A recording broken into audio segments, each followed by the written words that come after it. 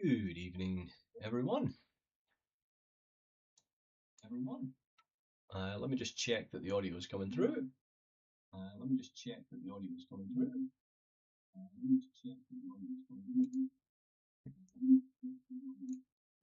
There we go. Hey, Stan, in there like a rocket. Yes, Godzilla. We are sculpting Godzilla. So I'm still not sure exactly how I want to sculpt Godzilla, if that makes sense. I haven't really fully decided what it is I want to do to kind of make this possible within two streams, although there is a chance this one might be like the Chupacabra and may extend into uh, three. We just don't know. We just don't know. So let's wait for what's this? How to I'd suggest sculpting it with Zbrush and a drawing tablet. You know what, Stan? I mean, that had dawned on me. I'll not lie. That had dawned on me that that might be a good way to go. Um, I mean, obviously telekinesis is obviously one of the options too. Just kind of, think it out and get it on the page, but you never know. Excellent. Okay, so we'll give it a couple of minutes, let people kind of wander in and see how we're doing before we get stuck into this.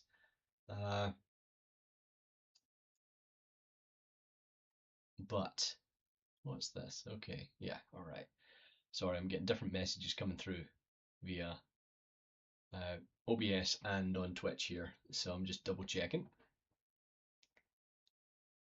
If only to quickly select what ZModeler tool to use automatically. Actually, I'm wondering. I wonder whether or not it's not something I've looked into to see if there's specific hotkeys you could assign to the ZModeler actions. Maybe not, because I think the idea is to work through it with the spacebar. It's not a bad idea, actually. Anyway, that being said, right, let me just get some of the dust off the drawing tablet here. There we go. And we can get started. All right, folks. Welcome back to another Firestorm Studios live stream. My name's Pat, and we are going to be continuing with our A to Z of sculpting creatures in ZBrush. Okay, and this week we are starting with the letter G, and of course that means we're sculpting Godzilla. Now, I am going to be 100% honest with you all. I was hoping to be sculpting a gibbon because I like gibbons. Unfortunately, the vote went in the opposite direction and we're now making Godzilla.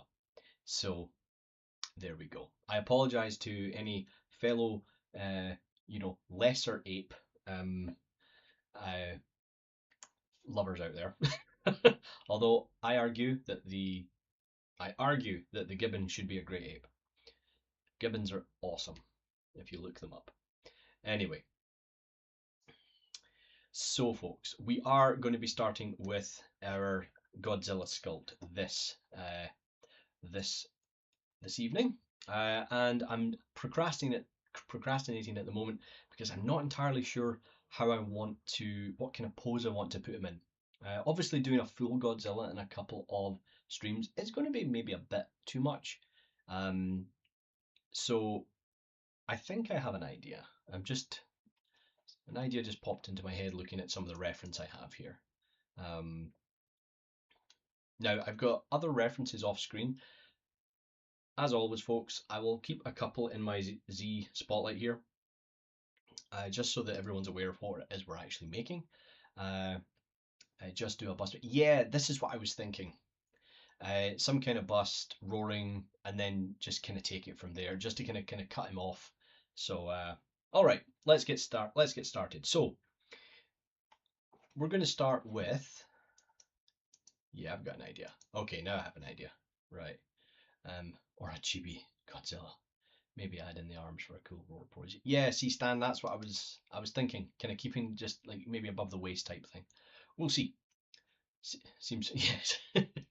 Chibi Godzilla. Right. All right. Let's start off with Z spheres. Why are we starting off with Z-spheres? Because I need to flesh out the idea in my head first. So I'm going to use this as the torso. And the cool thing about Godzilla is what's kind of cool about the design from the 2014 and 2019 films.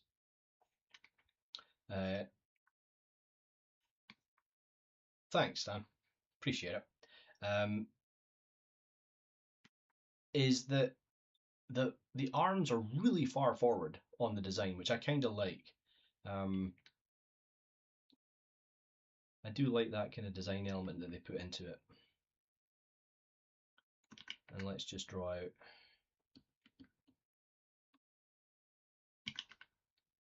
where the head's going to go.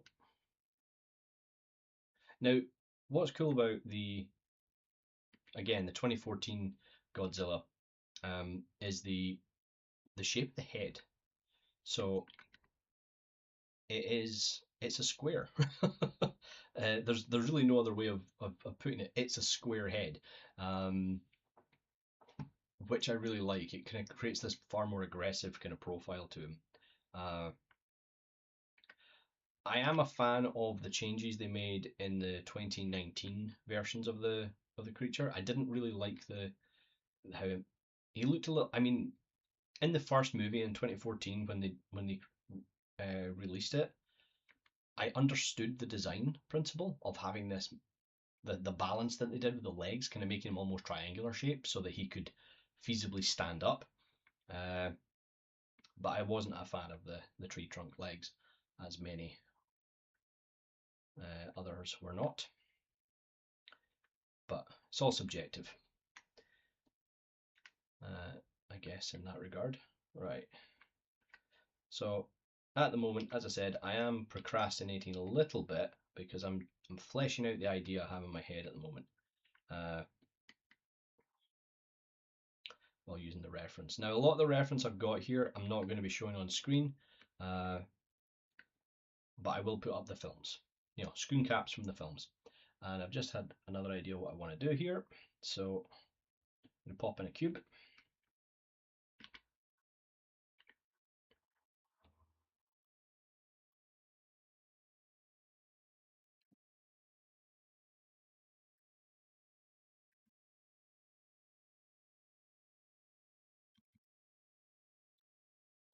So I hope everyone's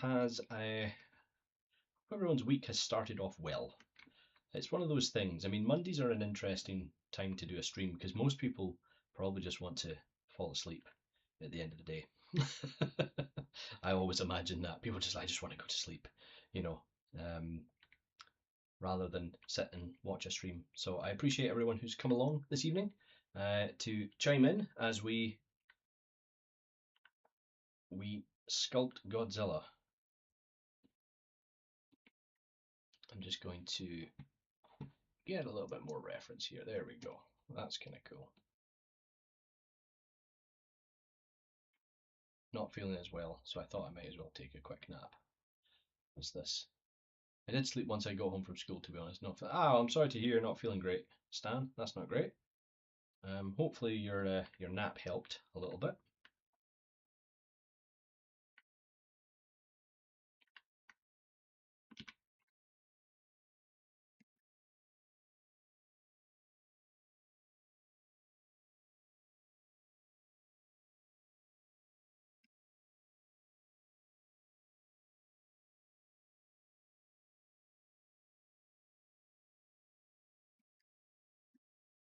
Oh, what did I do there?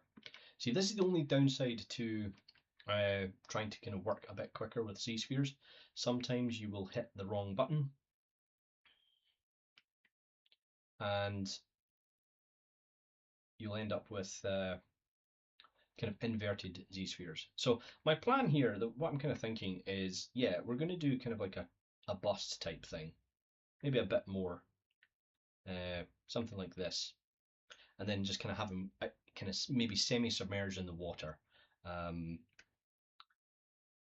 of roaring into the sky, which I thought might be quite a cool image to make.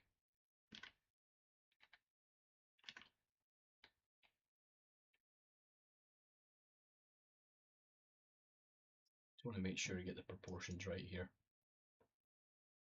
I mean, there's that famous image of him obviously kind of firing, straight into the sky, which we could try and replicate, but I've never liked the way the arms sat on that, so it would maybe quite cool to kind of replicate this, but change how the arms are working. But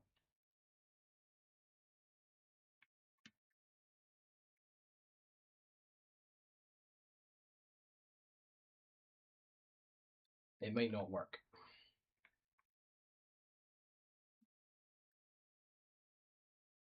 The other thing as well is we could maybe do something like this, where he's kind of leaning forward and roaring, which might be quite cool.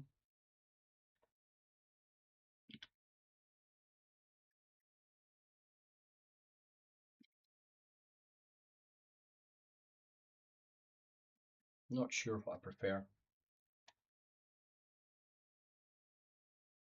There's something very classic about the roar into the sky though, which, makes you kind of want to do that. So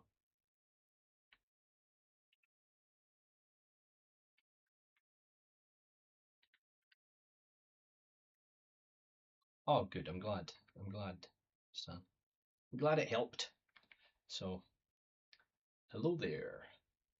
The demand 9831. Hello.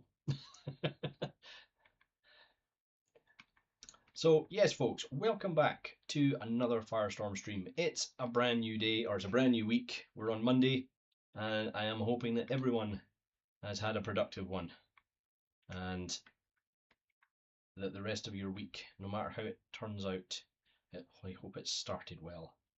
I'm just, that's actually not bad. I'm actually not that far off.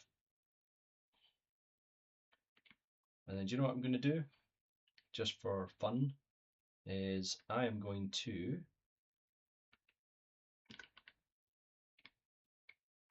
add in a tail coming out of the water as well. I don't know if I'll keep it in, but I'm going to put it in at this stage, just so it's there.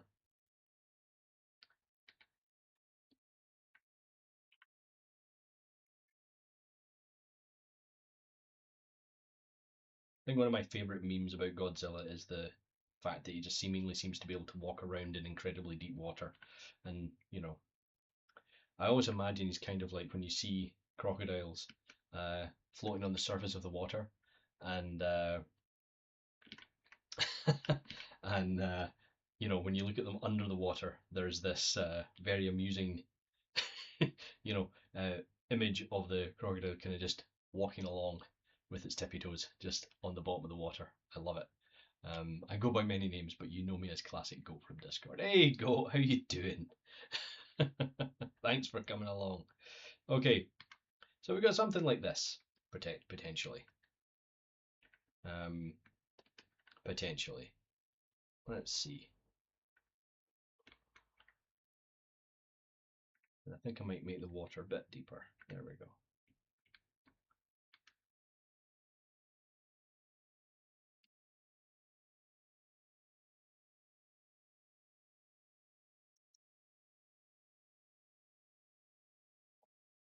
Obviously, we want to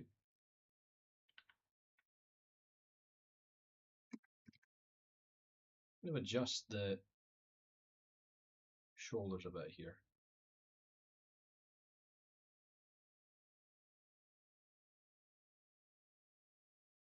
Oh, somehow I've added in, we don't need those. We've got some additional, oh, what have I done? I have added accidentally some extra, so what we'll do is just going to do that.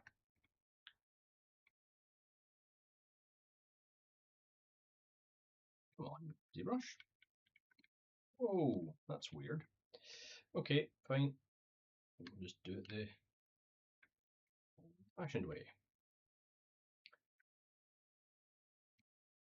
By redoing it.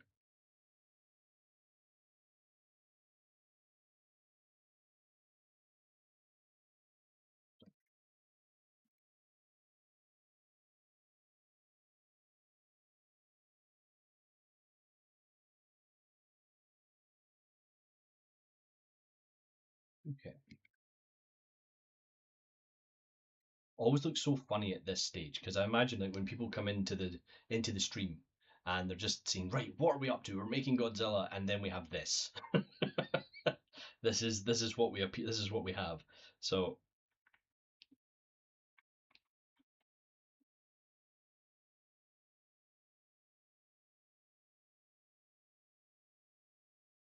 just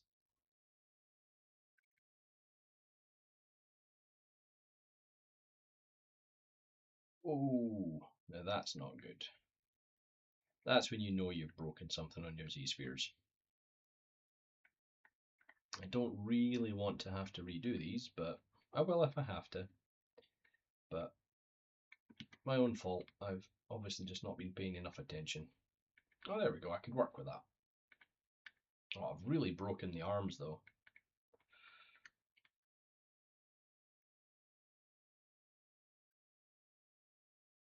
Okay.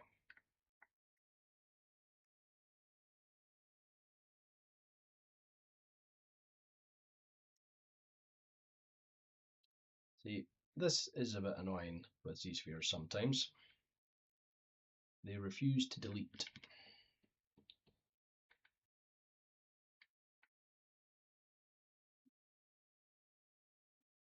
Whoa.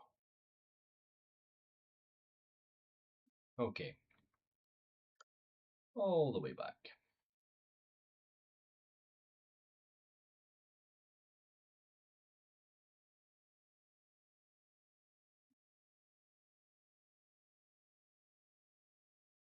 Kind of know what I'm doing now, so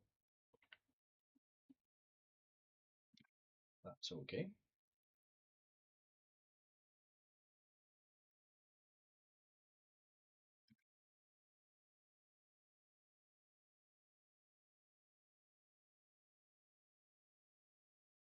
So Godzilla's a strange one, really, because there's been so many different variations of Godzilla over the years, and right now they just seem to be making more and more of them. Because I mean, I loved Godzilla minus one. That for me was that was core. That was core Godzilla for me.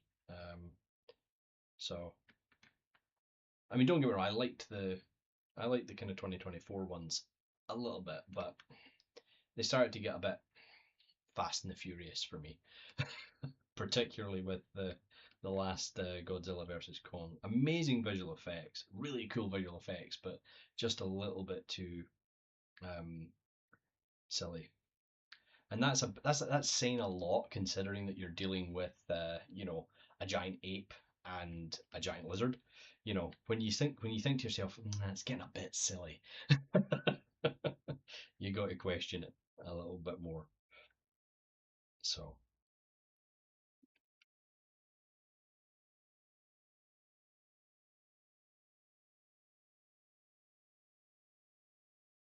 but again, it's switch your head. It's kind of switch your brain off entertainment, which honestly, you know, we need some of that. We all need a little bit of that. Right. So yeah, like I was saying, his arms are much further forward, like the shoulders and stuff on the design. So we want to try and make sure that we don't lose that.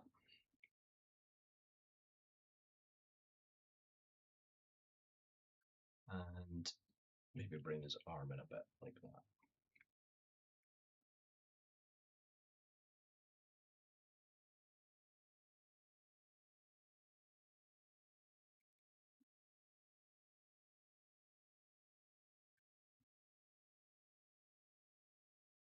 So as always, folks, if you have any queries or questions about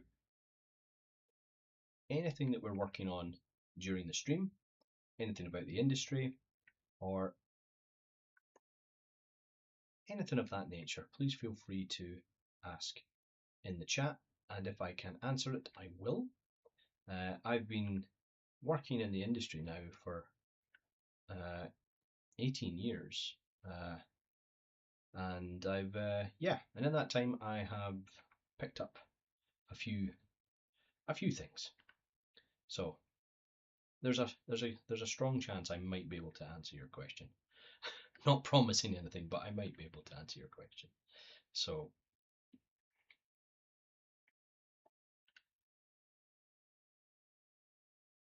okay, right, we might actually be onto something now. So let's just move our. We're going to use this cube here. This is going to be our water base that he's kind of traversing through, or kind of just standing in and screaming. Um, haven't we all done that? Just stood half submerged in water and screamed into the sky. Um,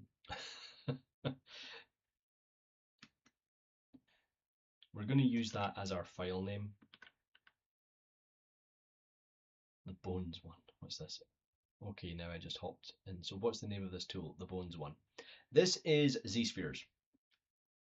And this is generally how I flesh out ideas when I'm really not too sure about what it is I'm going to make. And just to make things a bit clearer of what we're doing, I'm actually going to do this with the water so that he's fully submerged in it, like that.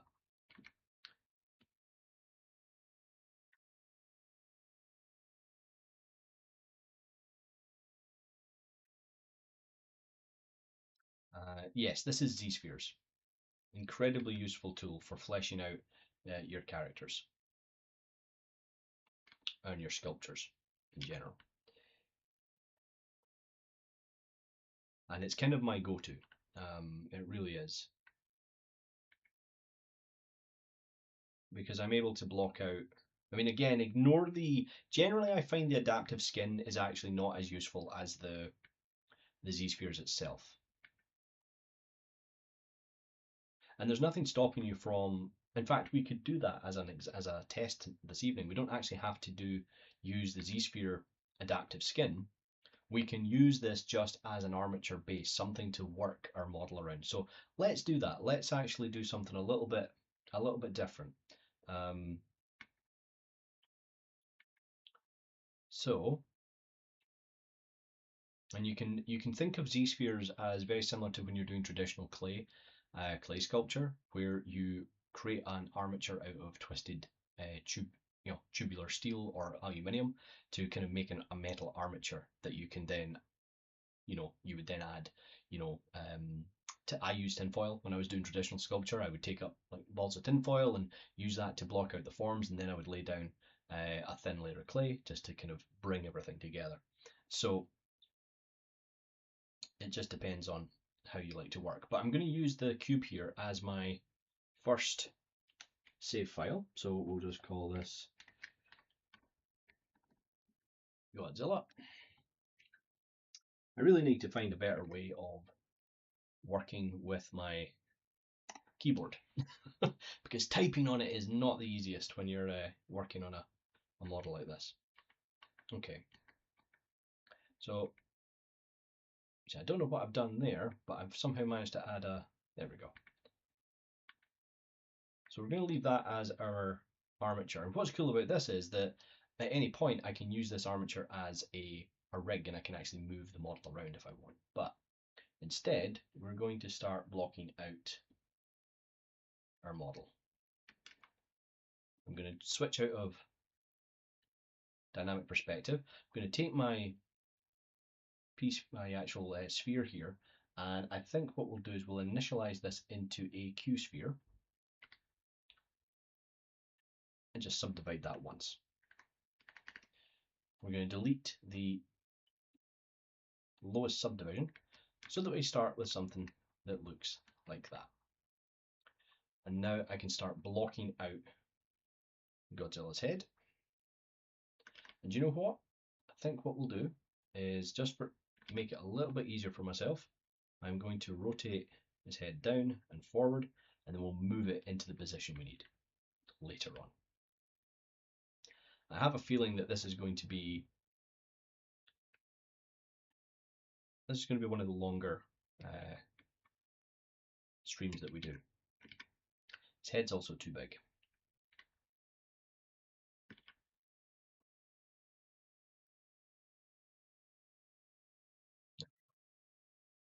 So, and every stream I say to myself will slow things down just a little bit to make it a little bit more step by step. So there's the back of the head. I've got two options here. I can make another sphere and then reshape it, or I could create myself a cube to get the shape I want, and I think that's what I'll do. So we're going to append a cube, scroll down and turn this into a cube.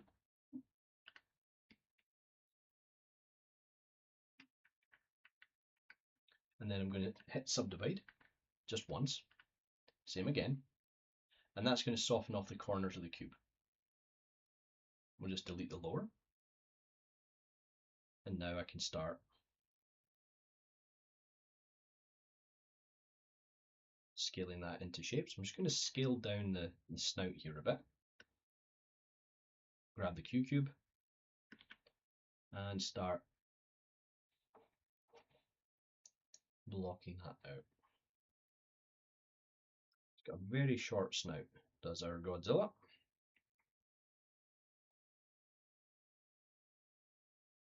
But he's got a very, very boxy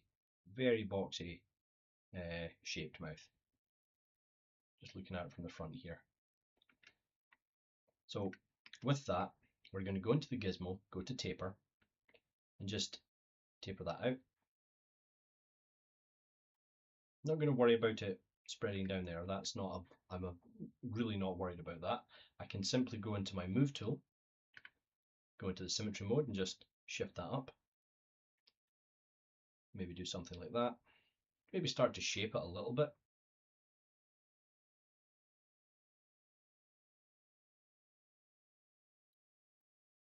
Top of his head is flat, so we'll bring that down. Make sure I've got symmetry on. There we go.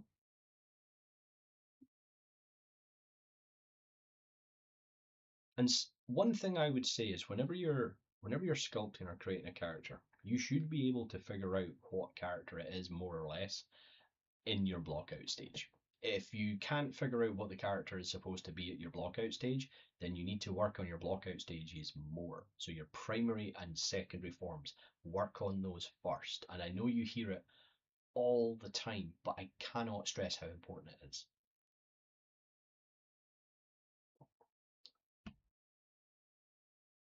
You don't want to rush these early stages. You want them to, because the more time you spend on the early stages, the easier your life will be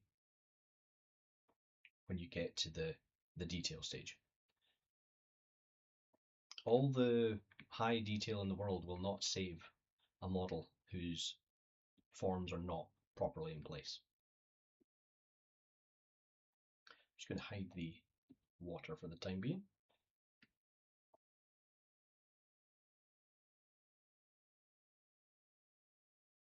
And we're going to start with obviously his mouth closed, and then we'll just open it up a little bit later.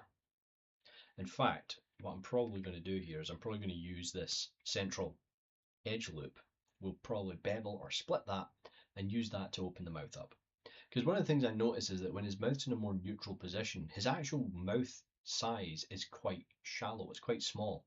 And you can tell that from this image here. I mean, his mouth isn't fully open yet, but it's not the widest, kind of gape for the mouth when you factor in the interior of the mouth. If you take it all the way back to here, then yeah, but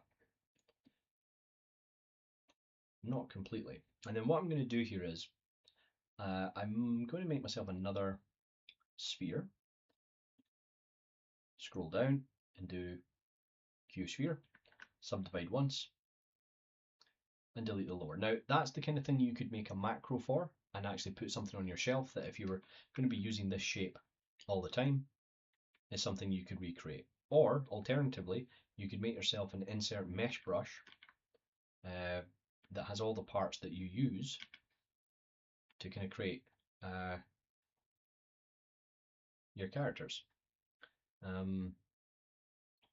Pablo Gomez has one, although I think it's Pablo. I think it is Pablo has one. So just popping in this circular area here, just to give me the form of this section here. Okay, I'm just going to magnify that for you. So this bit here at the bottom, lower of the jaw. I'm going to mirror that across into one subtool.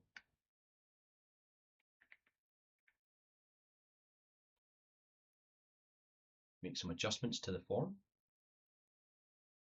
So the taper I did is a little bit aggressive at the top, so I'm going to narrow that. The other thing I'm going to look at here as well is the separation between the top of the head and the bottom of the head for the kind of cheek. So looking at the reference I have, I can safely actually take this section here. I'm going to pull this out and I'm going to use that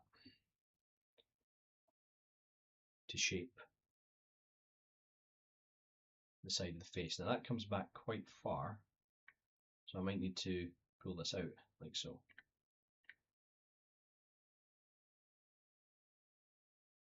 Bring it up like that. Now it's a little bit aggressive at the moment, but that's okay. We can knock it back shortly. There we go. Same goes for the top section here on the head.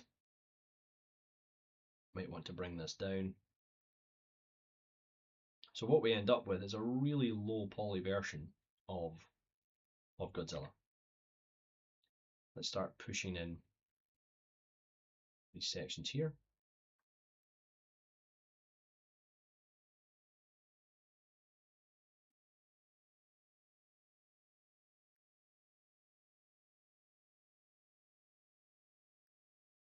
And it can be really difficult as well, because obviously with something like Godzilla, you want to jump in.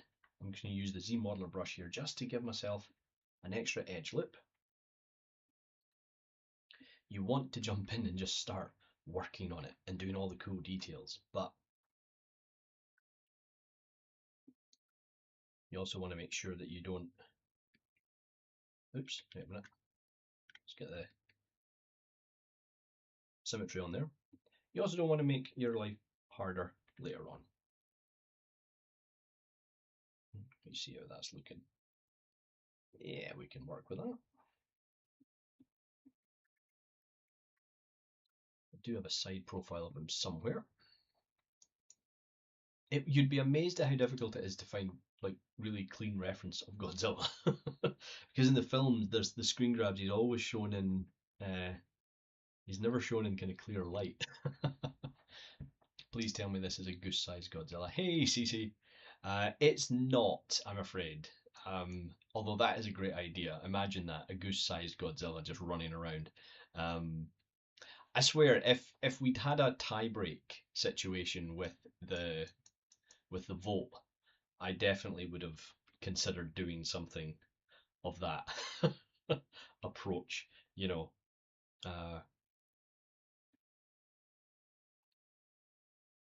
So there we go. Now we can, so I can start to see it that it's Godzilla.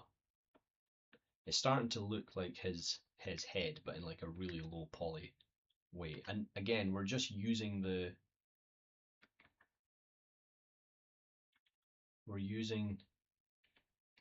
Z-spheres as our guide.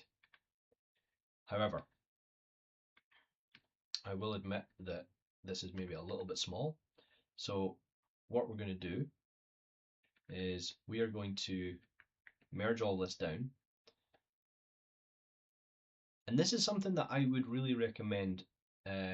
Don't be scared to kind of bring everything down. Okay, don't be scared to merge everything down into one piece. Try not to fill your subtool list with hundreds and hundreds of subtools unless you really need to. The mic? Oh. Is the mic gone? Never mind, it was me. Okay. Woo!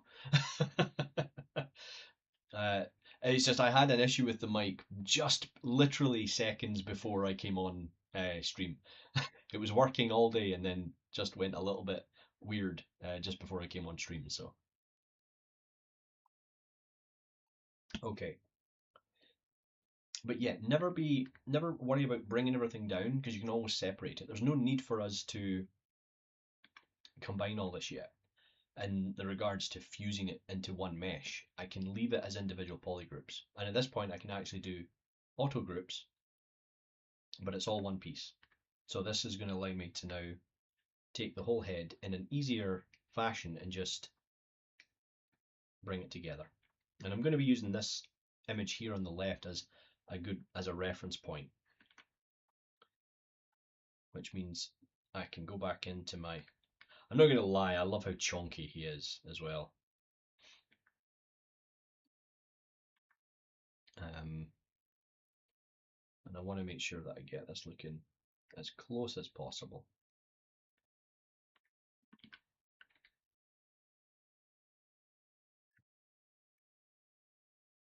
And if that means having to go in with scale tool and bring down some of the shapes, we will. There we go.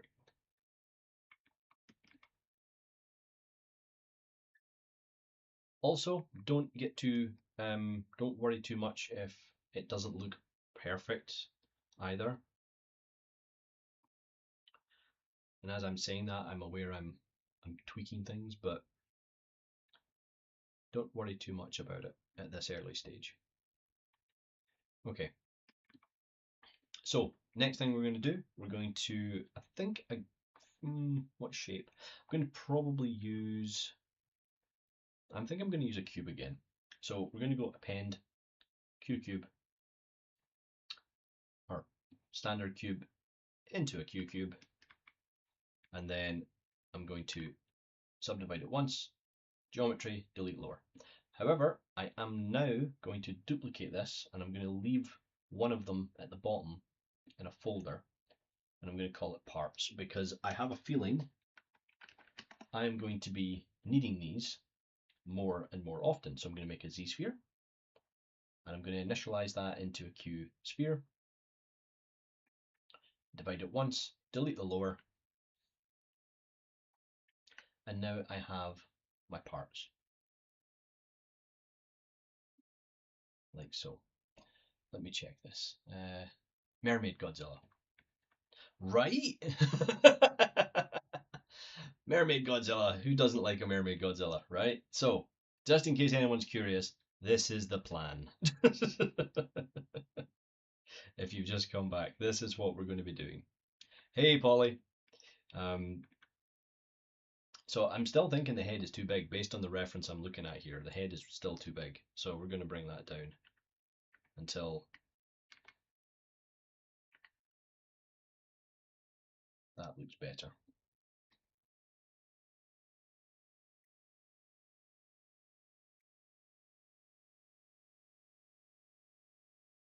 The other thing I haven't done is, which I'm going to do now, is I'm actually going to add some of the spikes.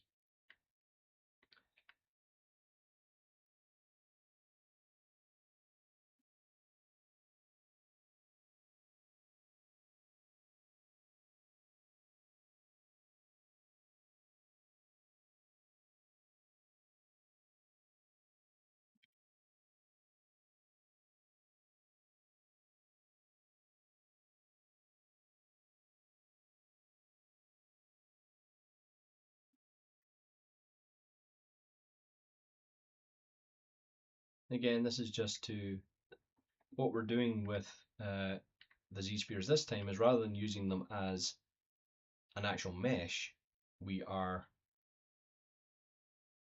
using them simply as a skeleton that we can, oops, yeah, that'll have to do, because I need this extra in here. We're using it as an armature that we can model around. And this is something when I'm teaching, or when I used to teach a biped class a couple of years ago now, it's something I always recommended to my students, was starting with some form of basic skeleton to help you understand how your, even if it's a stylized character, how your character is actually going to work in an anatomical sense. Godzilla actually has quite long arms. I had those way smaller in my mind. There's a chance the arms are too long. Okay, that's the thing, folks. The scale here, we may have to be adapting constantly. So, could be something like this. which is actually starting to look a bit better. But they keep changing the proportions of these characters. They change all the time.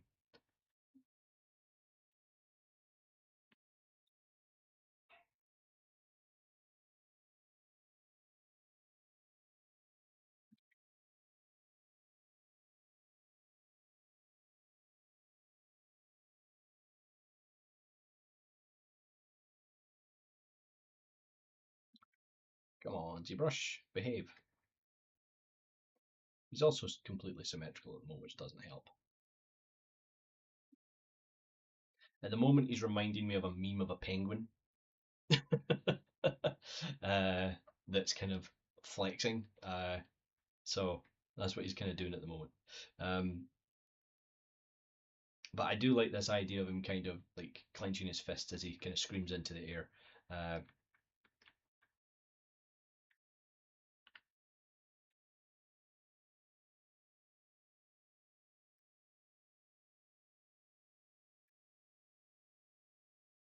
I love how goofy he looks at the moment as well. And another thing as well, I might take my own artistic um, kind of license on this and change Godzilla to the way I would have designed him, just based off the design they've made.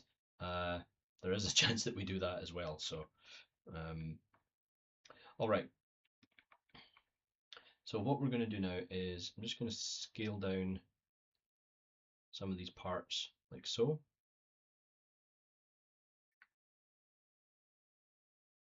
Whoa, I said scale down, not draw. There we go. Scale down some of the spikes. Excellent. So yeah, this is kind of where we are with our Godzilla, and I think this stream is most likely going to be quite a lot of blocking out, folks. We will get on to actually fleshing him out if we can. I will do my damnedest to get him fleshed out if possible.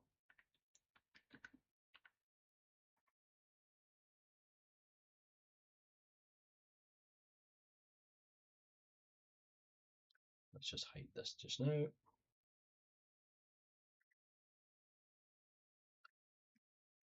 I'm going to turn off my dynamic perspective. See, I was worried about that. Well, I just messed up the rotation. There we go.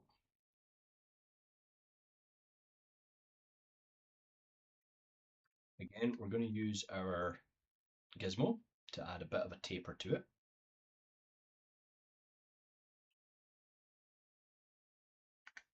And then use the move brush with symmetry on just to bring it down like so.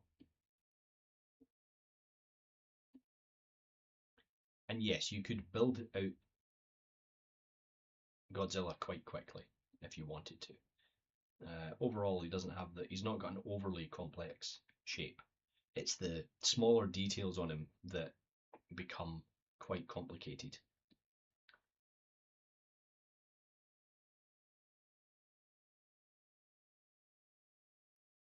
Any reason you're blocking him out with Z-spheres and again with actual blocks now? Why not keep the Z-sphere base? Okay, so the reason I'm doing this is again just to show another way to work in ZBrush.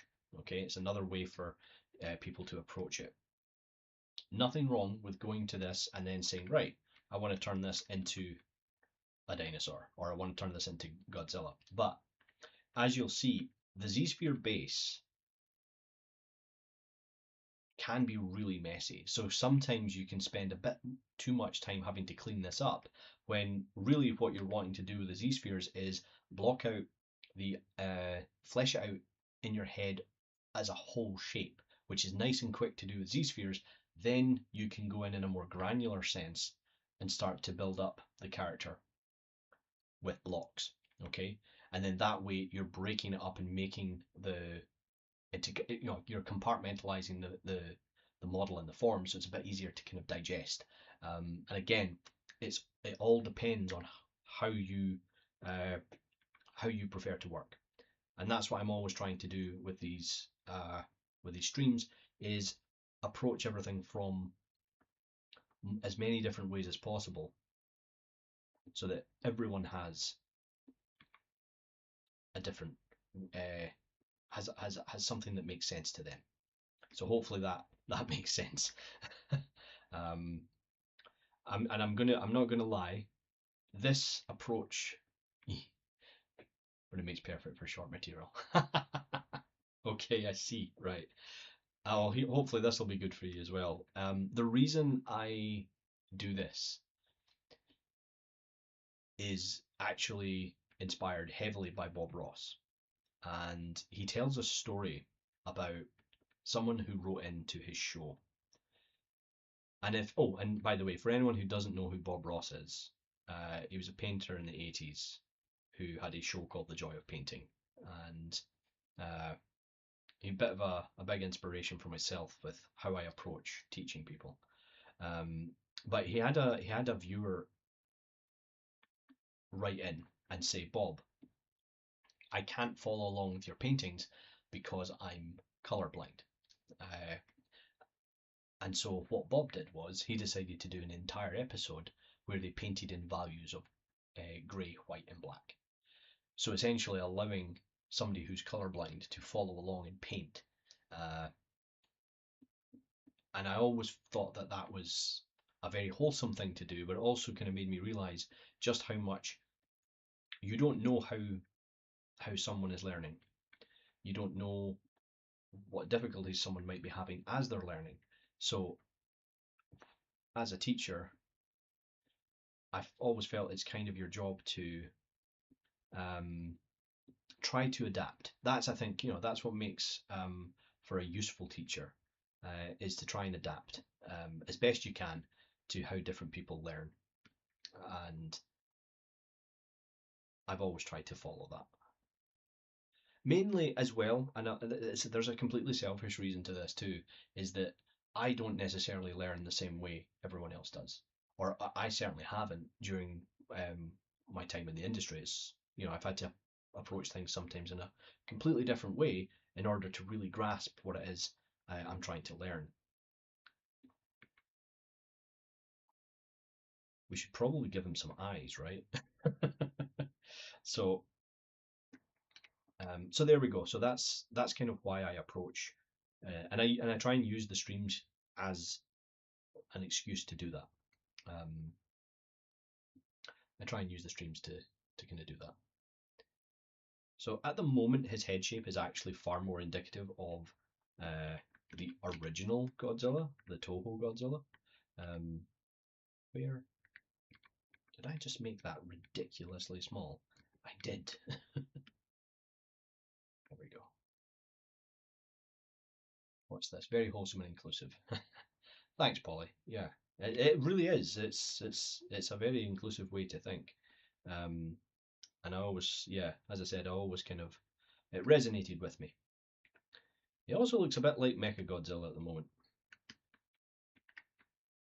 Look at that beady wee eye.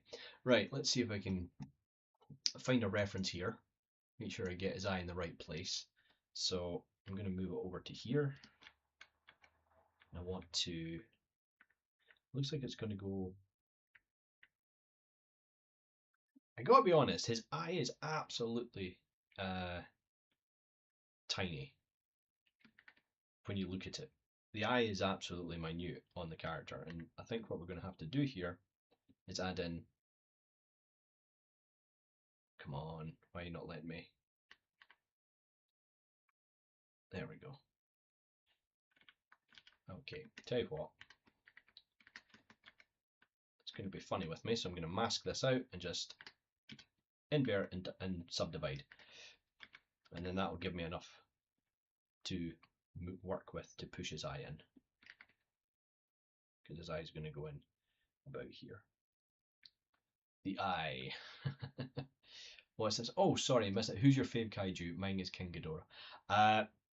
I'm sculpting my favorite kaiju.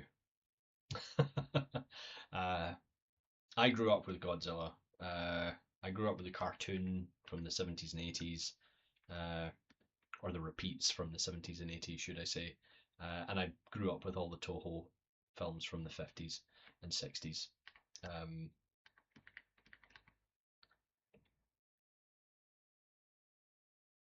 which is why at the moment the head has taken on a bit of a Toho appearance, which is kind of more a more upright Godzilla.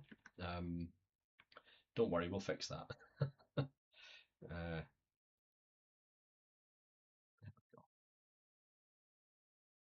Sticking all that out a bit. So I mean, at the moment, I mean, we could. It's again. I mean, I suppose we could do a vote. It depends what people want to see. We could just abandon this, which I don't really want to, if I'm being totally honest. Or and we could just sculpt a bust of Godzilla here. Um, but I kind of want to see where we go because we've already got to the bust stage fairly quick. So um, I am, however, going to save. I just got a weird feeling there. It's like save the file. Um, so just kind of looking around, looking at my reference. This is working quite well, but the head does need to come in a bit at the top, like so. Programming.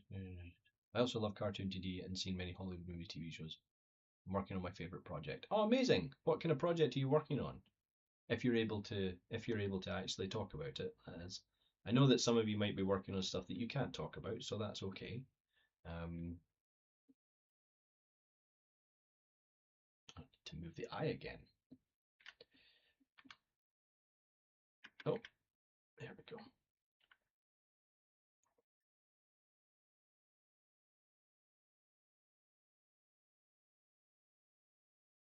But King, that's the thing, Polly. King Ghidorah is definitely that's a good choice. I'm not gonna lie, that's a good choice. Um, what I'm gonna do now though is I'm gonna start just adding a bit more subdivision to just adjust the shapes here. So, and you can do that in ZBrush if you have an object. Let me just undo that and I'll show you. If you have multiple objects fused combined together, you can isolate one area of it, mask it out, and invert it. And anything that isn't masked will not be subdivided. So you can hit Control D and give yourself a little bit more geometry to work with, uh, and continue working away. If you're still at that very important, block out phase.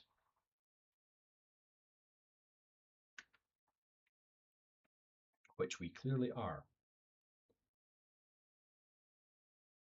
And it gives us some forms for free. So I'm just going to keep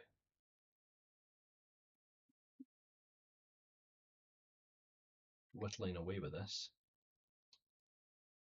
And I know I need to, so from here, so we're going to have some shapes coming down from the middle of the mouth. See, there's lots of things. I'm going to try and showcase how I gauge where things need to go on a model, not giving it an open jaw yet. Not quite yet, Stan. We will get there, but not quite yet.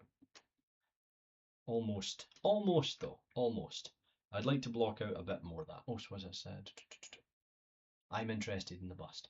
Hey, Polly. Okay, I mean, we will be. I mean, the cool thing is that we will be able to kind of slice off a bust if we want to. So let me just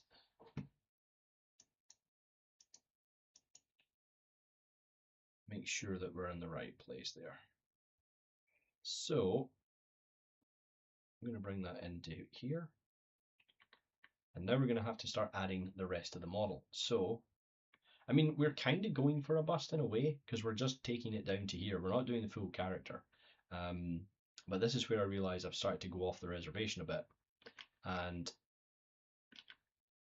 my character's now not really lining up with how I sculpted him, with the way I did the Z-sphere. But that's all right. It doesn't have to be 100% perfect.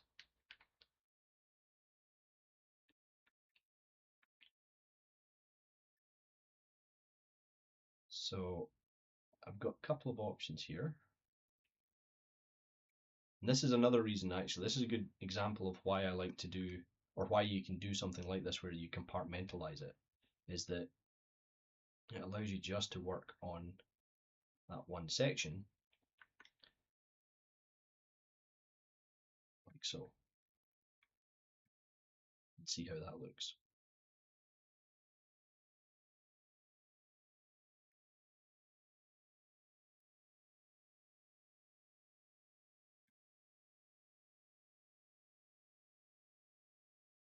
I don't think I like it. I think I prefer that. So again, we're going to use the Z-sphere as a guide, not as a not kind of like 100% what we want to do. So what we'll do here though is we will grab this and we'll just move things around a bit.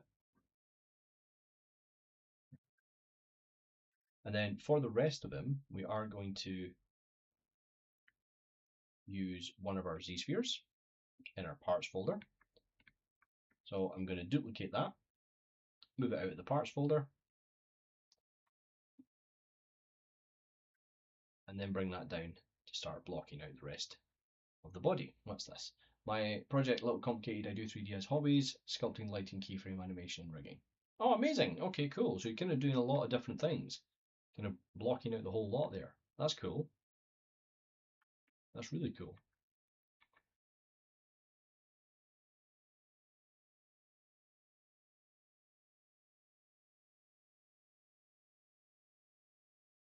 So what we got here? Time are we at? Wow, we've been sculpting for an hour. Doesn't feel like that now, does it? This is something I discovered, obviously, is the chat tax. Um, uh, is the chat tax, which is not something I'd come across. It was my friend Dennis that pointed this out to me. Um,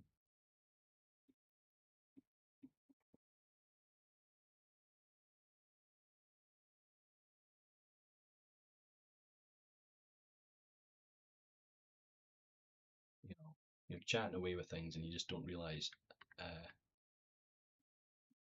little you've done. Now, this is interesting. Okay, there we go.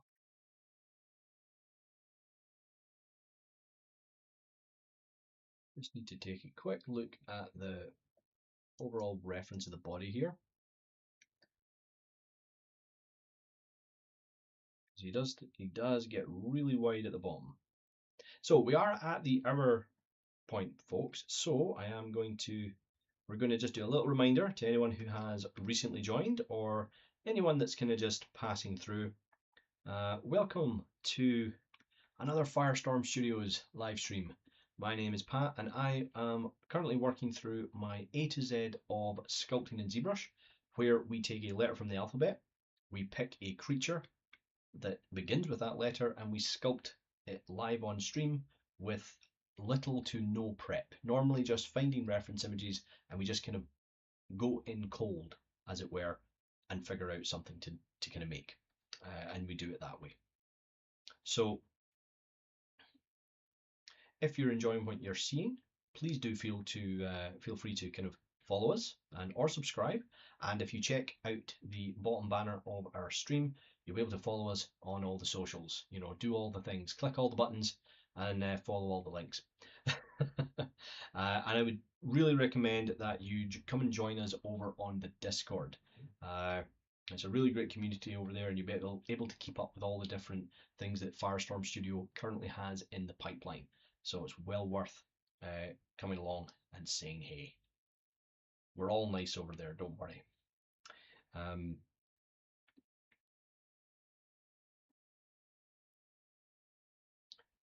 let's just do something like this. There we go. I'm trying to fix the issue I made with the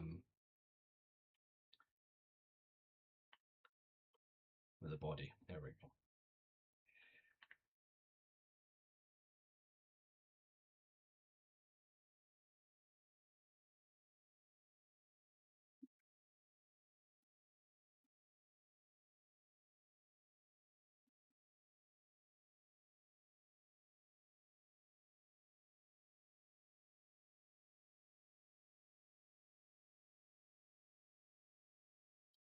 And I'm also just going to bring up our announcements because I want to kind of give you an idea of the other streams that we will have on this week on Firestorm Studios. So tomorrow morning at 6 o'clock UK time or UTC +0, Carmen is going to be going over Houdini workflows. So please do check in if you can. If you can't check in at 6 o'clock, please check out the replay on YouTube. And then on Tuesday at 2 o'clock UTC, we have Heather, our wonderful founder, who's going to be doing some 3D character creation, and she's going to be continuing that on the Thursday at the same time. And Friday, 6 o'clock in the morning again, Carmen will be back. And then we have Peter Campo doing creature concept art at 6 o'clock on Friday. And then rounding out the week on the Saturday, is it morning? Yep, Saturday morning, 7 o'clock, we have Andre Ferwerda. If I hopefully have not completely butchered the pronunciation of his name. And he's going to be doing some really cool Zbrush sculpting from 7 o'clock on Saturday. And then we round out the week with our very own Patricia Martins doing 3D character creation on Sunday at 2 o'clock. So you can check out all of this on the socials for Firestorm Studio. So again, another reason to check those out, follow, and keep in the loop. All right. So what's this? I made a character sci-fi. So just carve a line, make circular design from heat blast and mask near eye inspired by flash. Make mask. And a circular design rhythm line head. Okay, cool. That sounds awesome. It's a lot of work though, a lot of work. I can see you've got lots of different things, obviously doing things like lighting, animation, rigging, and just VFX in general. It's a great thing to have an interest in, as in just having a huge interest across the whole pipeline. So that's cool to see. All right, let's see if we can get a little bit more work done on this guy. Let's bring in the arms. So let's start with the arms now. I've got a close-up of the arm anatomy. And I've done not too bad, getting it looking okay. So let me just, you know what I might actually do here? I'm going to duplicate my Z-sphere. And then I'm going to delete the bits I don't want.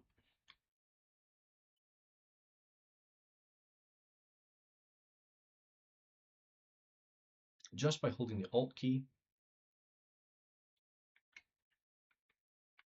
And now what I've given myself is just a pair of arms.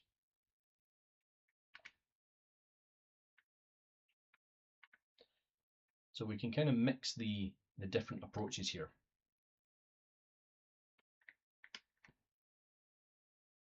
It's so funny. Absolutely love the look of that. Let me see, how's that looking? No, they're too low down. So we're going to bring those up and in, like so. That's better.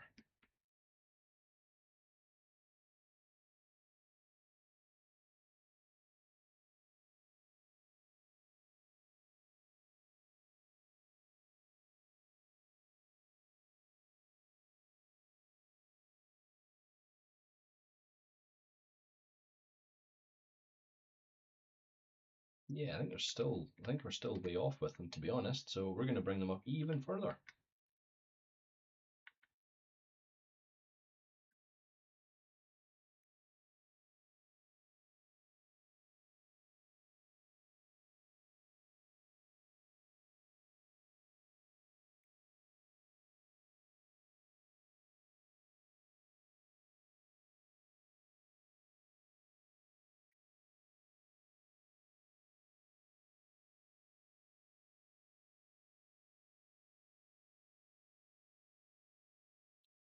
Okay, I think I can work with that. So we're going to go into our adaptive skin. We're going to turn our Dynamesh resolution down because we don't want that. And then I'm going to say make adaptive skin.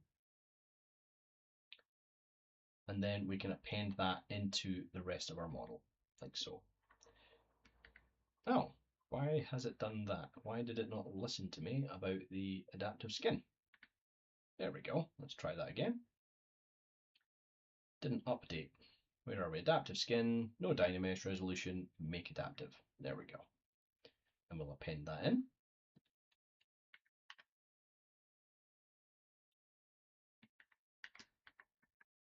And I'm going to delete level 2 of that. And now I can start. It's just easier to refine now.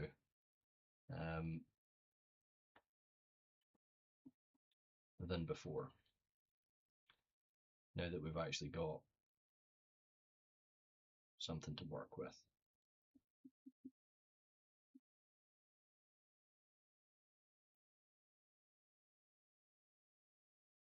The favorite project I'm doing right now in Blender, and a little afraid you may think it's stupid or silly. It's nothing. Will you promise not to think I'm stupid if I tell you what it is? Of course. Of course. Never be worried about that. If you are working on something that you enjoy, it is not silly, it's not stupid, and anyone who says that it is, they're not worth talking to. That's my opinion on it. You do what you enjoy, and it doesn't matter if anyone else enjoys it. That's my opinion on that. So you don't ever have to worry about that. You feel free to share here.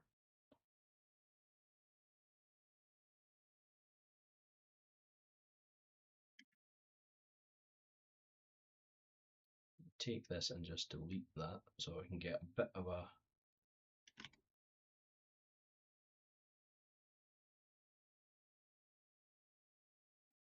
because his arms are really interesting because they come in like this. The actual anatomy of it is quite an interesting shape. Let's get that down as well.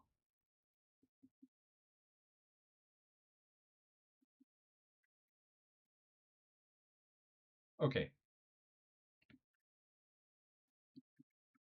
I'm going to move these parts out of the way as well because I think they're kind of in the way.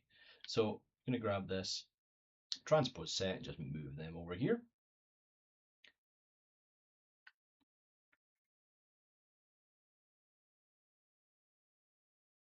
And now we're going to take the eyes and the head here. So we've got the neck, got the eyes. I'm going to merge the head. Oops. Oops. There we go. I'm going to merge the head down into the eyeballs. And then that's going to allow me to now bring that up. But I'm going to have to do the same for the neck. So we're going to bring the neck down as well. But before we do that, we're going to do what Stan wanted us to do, and we're going to open the mouth. So take this, split unmasked parts, so we can work on it in isolation. We've split it in such a way because we thought about how we were going to break this up beforehand. We've got a nice clean way to separate the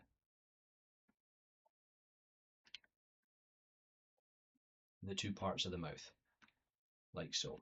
Okay, so now we've got our upper and our lower, and all I need to do now is take that, and we're going to do split unmasked points, and now we have our upper and lower jaw. So if we just rotate that down to here, he looks like Godzilla. He has no teeth, but he looks like Godzilla.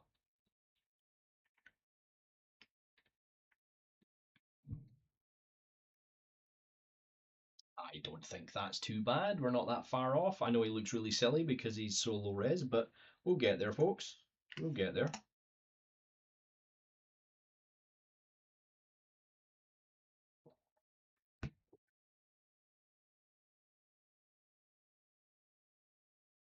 We may have to redo his arms as well. They're kind of bothering me, not gonna lie. So I'm gonna move this down and just hide it.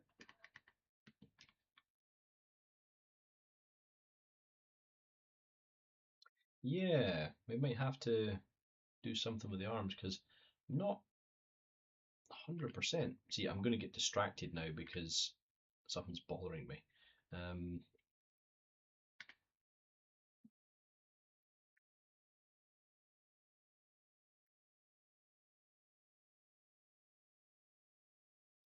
Where is my reference for the full character? There we go.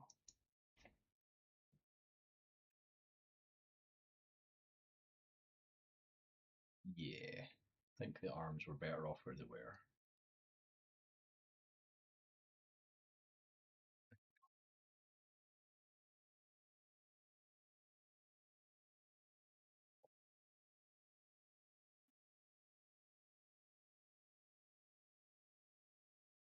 So let's take the tail here, and what we're going to do actually, I think just for fun, is we're going to get the tail into the water part as well. So I'm going to go into the brushes. I'm going to turn on my transparency here. I'm going to go into brush. I'm going to go to curved tube. Not looking for the curved tube snap here. I'm looking for just the curved tube. So we're going into stroke, curve, and we're going to go into modifiers and change the size. So I want to have it fairly a thicker taper at one end, oops, and a lot thinner at one end, but not really thin. We're going for an old school style tail, so which is a bit thicker. And all I need to do is adjust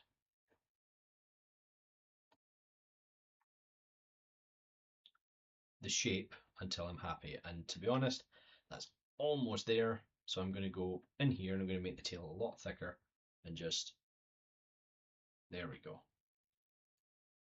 That's perfect. And now I can move that into place like so. We can hide our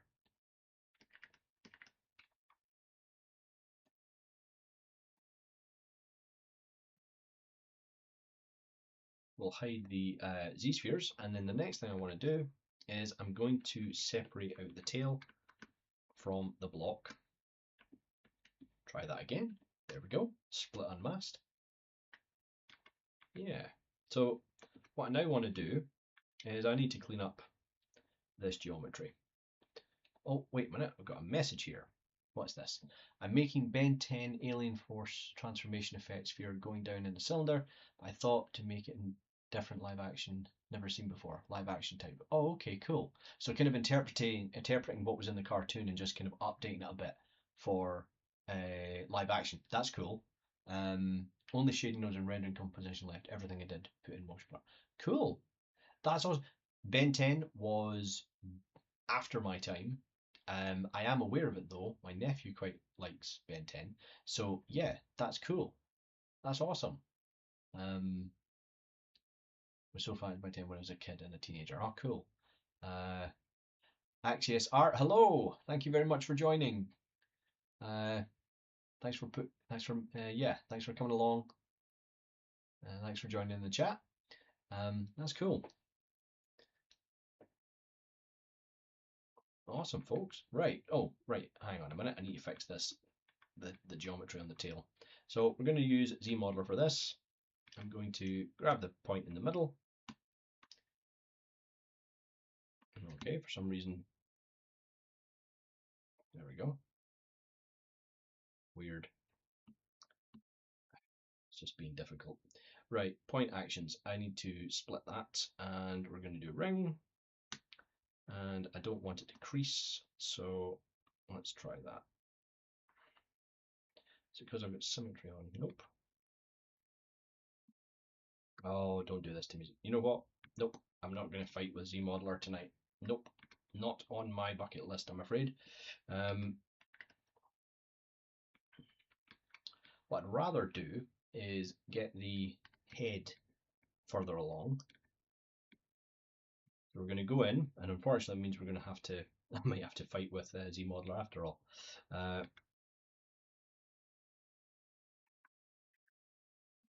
So I'm going to do a extrude, edge loop, and just bring that in. And you know what? I'm trying to think here. This might actually be better to do with dynamic subdiv. Turn off the smooth and add a bit of thickness on the inside. There we go.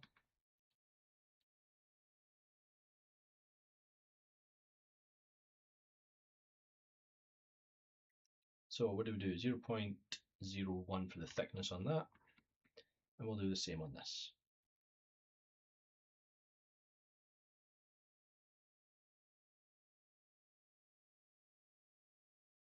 I'm actually going to type this in here so I get the same value. So we're going to do 0.01 for the thickness on the top part, and we'll do the same down here.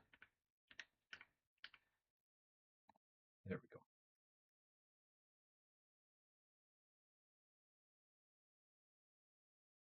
And then what I'm going to do is I'm immediately going to hit apply on each of those so that that geometry is now baked in. So we have thickness running all the way through. Do you also like Ben 10? It's not something I've ever really, I know of Ben 10, but it's not something I've ever watched. I never watched it as a kid nor a teenager. As I said, I think it was a little bit after my time. I am of the Transformers Generation 1 generation. That's what I grew up with. That's my kind of, those were my cartoons. Okay. So now that we've got that, we can go back and let's actually just close that up. We can now start merging everything back down again. So we're going to merge that down, and then we will merge that down again, and merge down again into the head. Or into the neck, sorry. Right, so now we have the neck. We've got the body, and I'm going to merge the body down into the arms. Okay, and I think we might just put the tail in there as well. Again, remember, these are still separate objects. We can go through and adjust these anytime we want. So I can do auto groups. They're not going to be connected. Okay. Now, I don't really want to do the scales at this point. I mean, I could put in some placeholders, but yeah, let's put in some placeholders for the spine. Maybe we could just do it as one piece. So to do that, how could we do this? Let's see. Oh, we could use mesh extrude. Okay, so if you hold down the control key and open up your mask options here, you're going to get find a brush called mesh extrude. And what that's going to allow me to do is as I create a mask, it's going to do that. It's actually going to give us some geometry, but I want to turn off lazy mouse. So I'm just going to now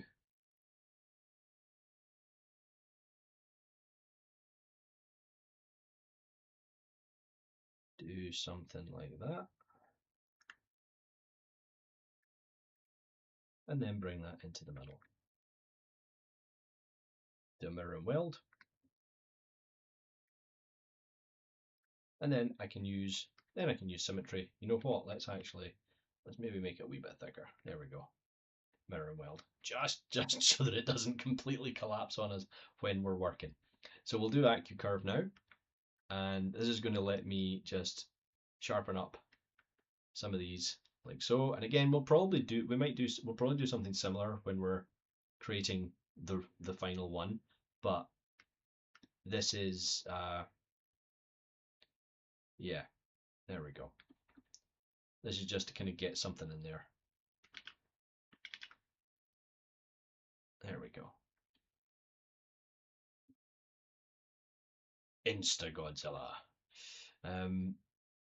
What's this? I also like Transformers. Still using AI to learn and remake those animations because I own my own no teacher help or get it from them, so I'm doing my own. Okay, cool. It's hard without a guide.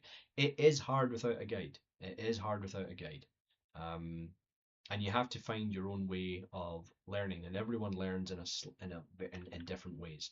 So whatever it is that's working for you, continue doing that. But if you can find a mentor of some kind, then definitely reach out to them as well. If you can find someone, that can mentor you if you are struggling at anything. But you will find a lot of help online as well. Okay, let's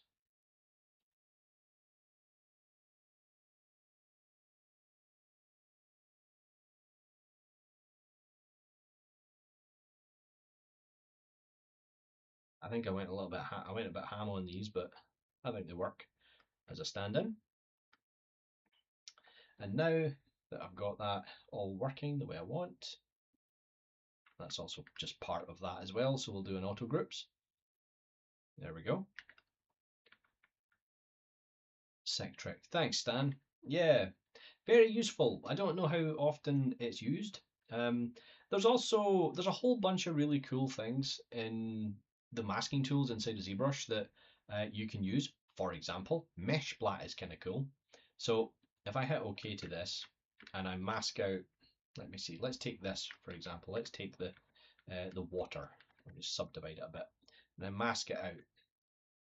Oh, oh, it doesn't work on. My apologies. There we go. Do this. You get that effect just instantly, right? So if you're doing something that's kind of like really organic and you know that you but still a little bit amorphous and you just want to kind of block it out, you can use the masking tools to with mesh splat to create this effect. Okay.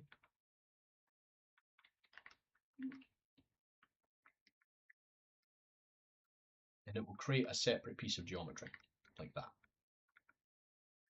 Then you can go into something like the deformation menu here, and you can maybe do things like inflate, like that. And some, so you've got all sorts of kind of cool things you can do. And there's other variations of the mesh extrude. There's mesh project, which, yeah. So what mesh will do is do things like this. So if you are, say you're doing, you need to kind of have something conform, you can do things like that. Okay. So doing a tablecloth or a piece of clothing, things like this. This is how I like to build up clothes in ZBrush sometimes. I'll use this is the mesh project button or option, and then grab your clean here, backface mask, and then you can start, in fact, you know what, you could actually, screw this, you could go into the cloth brushes. What am I doing trying to do it manually? If I go to cloth nudge, I can then, do something like this on the table, there you go. And you get, kind of instant ways to kind of do cool stuff with cloth. Okay. But very useful mostly for kind of armor sections and things like that. More organic rather than like strict hard surface, but there's also nothing stopping you from adapting your masking options to create a better shape, or using things like the knife curve to clean it up. Okay. Actually, while we're on this, you know what I'm going to do? I'm going to dynamesh the cube here for the water.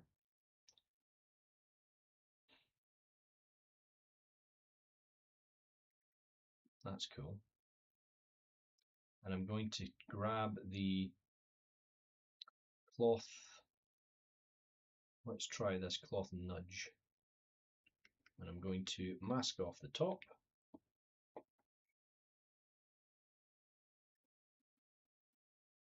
Oh, what's this? Sorry, I missed a message here, folks. Left my college because of mistreatment in toxic environment, so I'm home modeling too. I'm sorry to hear that. I'm really sorry to hear that. That's never good. That's never good. I'm hoping that now that you're at home and you're continuing your own training at home, that you're in a better place, because it's never good to be in a situation where it's toxic or you're feeling mistreated or you're just not feeling safe.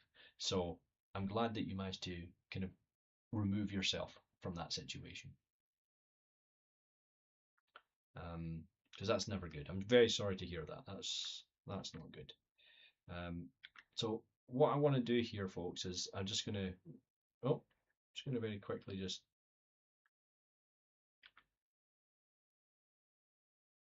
use the cloth brush here to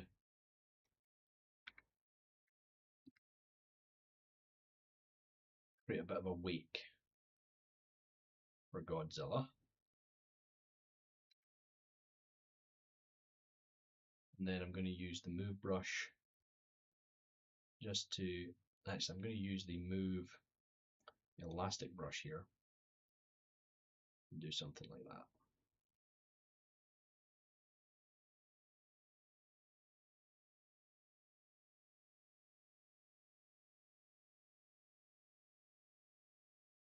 Then we'll go into the knife brush, knife curve, and just use that to, I say, hopefully use that to slice things. Why is that not working?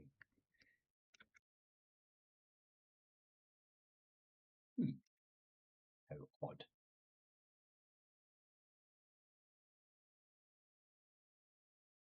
Oh, my apologies, because I had it masked.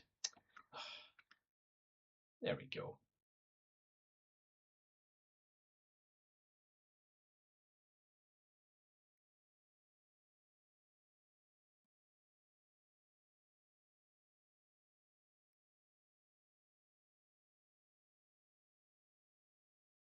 Because I'm at home, I'm able to learn new things and still doing progress in sculpting. Exactly. It means that you can change, kind of adapt and adjust your day to fit in with how you want to learn.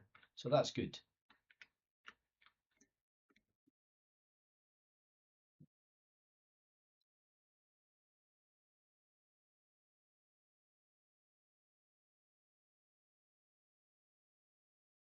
And maybe grab the cloth brush again. Just do something for his tip. Oh, that's the wrong one. I think. No, I was right. I was right. Cloth nudge. And let's see here. Let's do that.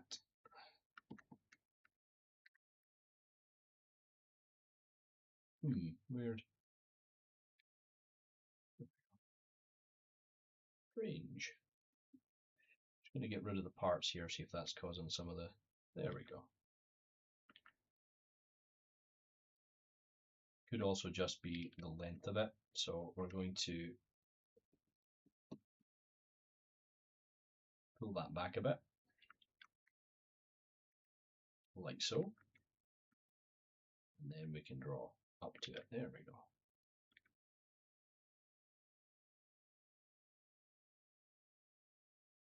Maybe do a bit of Sculptress Pro here.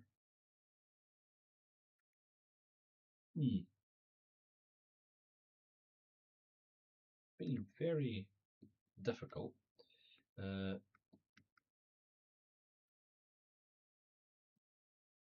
Sometimes the cloth brushes are like this, I find. I don't always have the best luck with them, so we'll ignore that for the time being. Something I tend to do, I don't like to kind of, if something's kind of stopping me from progressing, I'll move on to something else. I'm not going to,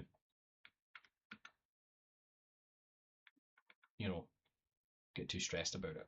I'll just deal with it later on when my brain's kind of wants to work in that way.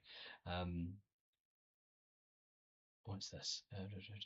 I have a question in my mind related to Transformers animation car turning into robots. Can I ask you? Of course, if I can answer it, I will. So you can definitely ask away. I can't promise that I'll be able to answer it, but I will do my best. I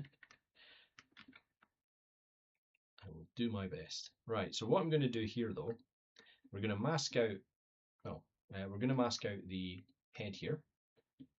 And then we're going to do a little bit of a mask on, I don't know why I did it that way, I should probably just do it this way. We're going to grab the mask lasso, there it is, and just mask it out around here.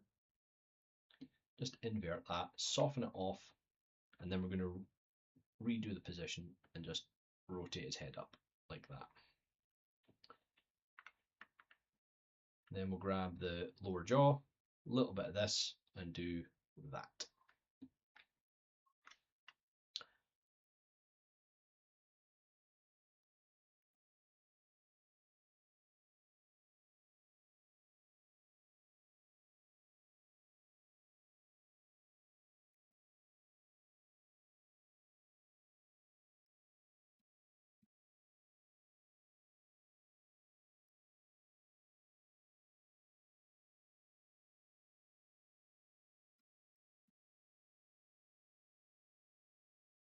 Got to actually include the whole jaw, right?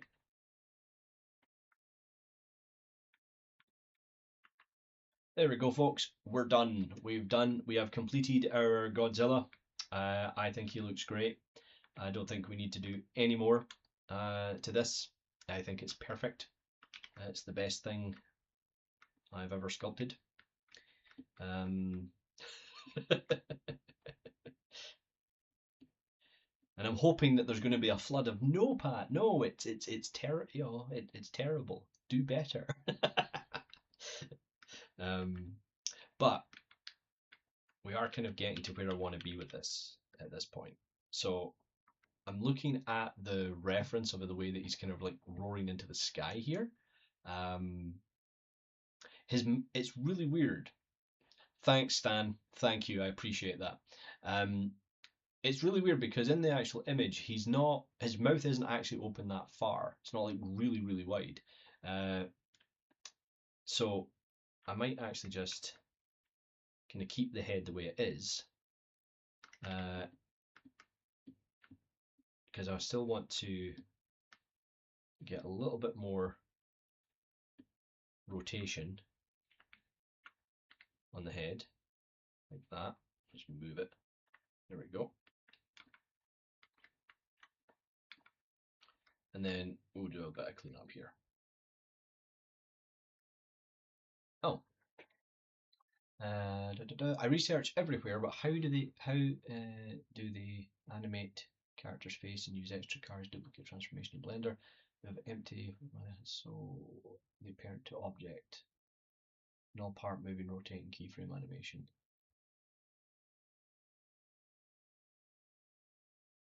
Okay, not 100% sure what you're asking, um, but I think I can kind of infer from context a bit here. So I'll do my best here.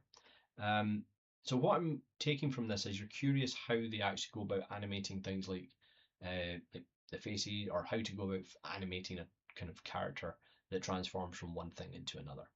There is a couple of ways you can approach it. The first and easiest thing would be to cheat it, is the honest answer, so that you have two different models and you essentially will have one that can transform part of the way, so you can rotate the character into to a certain degree and make things fit to a certain degree, and then you can do a swap out over a couple of frames, and you can do that several times if you wanted to.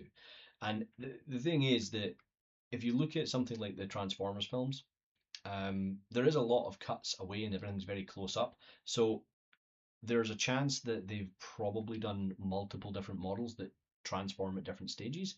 That's not to say that it's not possible to animate a character that folds from a car into a more humanoid shape. You just have to plan it out and design it in that way. The best thing to do is to actually look at the toys. Look at how the toys are engineered, because that's really what you're looking at here. Is it's an engineering task of having one shape fold into another and still be functional in both. So that would be my first advice to you, is to check out how the actual toys function, and that'll help you plan out how you need to create your character so that it can fold from one shape into another. And then the rest of it is then go, and after you figure that out, then you can approach the challenge, and the task, if you will, of figuring out how to rig that, how to make that work together, as in both in a vehicle mode and in a humanoid mode. I'm not a rigging person. I don't really rig that much. I can do basic stuff with humanoid characters, and I do a lot with blend shape work, organic stuff. But when it comes to that hard surface mechanical engineered rigging, that's not something I'm very well versed in. But that's what I would do. Figure out the engineering of it first before you go anywhere near the 3D. And you can do this in several ways as well. You can mock out your character in Blender or Maya or anything you want, and you know, literally using cubes, similar to how we're doing our creature here. We we block it out in the simplest shapes possible and see how it would fit from a car shape into a humanoid shape, and then build it up layer by layer and break it down into smaller details as you go. That is the best way to fully, in my opinion, best way to fully understand how something functions. So that would be where I would start. Okay, hopefully that helps. I know it might not answer your question exactly, but hopefully it gives you a place to start. All right. Um, all right, folks. Um, we are slowly getting somewhere. We're slowly getting somewhere. Um,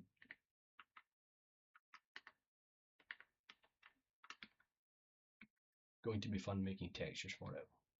What do I do? Wait a minute. Did we just have a different name there? Hold on.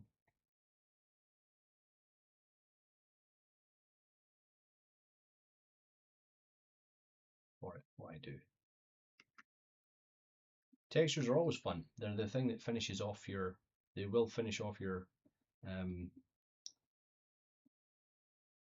your project and your creature. Kind of toys. Where do I find it? Any kind of any toy. If you do a search for Transformer toys online, you will find them somewhere. You might even find engineering plans for them if you look. So what I'm doing now is we're now just going to start blocking out. Yeah, I gotta be honest with you folks. I think we're going to take. We might do a chupacabra with this one. This might be a 3. This might be a 3 stream creature.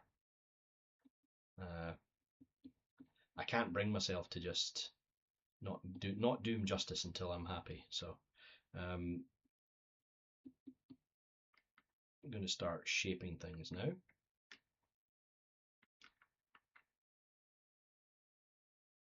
Oh wait a minute, where's my reference? Where's my reference? I've got a good shot of him. There we go. That's what we want.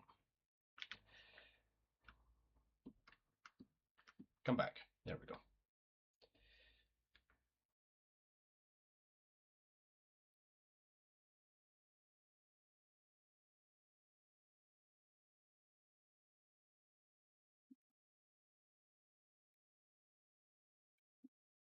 How do you do your UV mapping? How do I do UV mapping? I do all of my UV mapping inside of Maya. That is where I've always done my UV maps, is inside of Maya. I will occasionally do a basic one, a basic block out in something like, in Zbrush, but chances are I will do them in Maya. I am tempted to check out Rism or Rhizom, however you pronounce it, but again, it's just another. It would be another cost when I already am very comfortable doing them inside of Maya. So, and it's just kind of what I've always found the best way to go for me. Anyway, let me see here.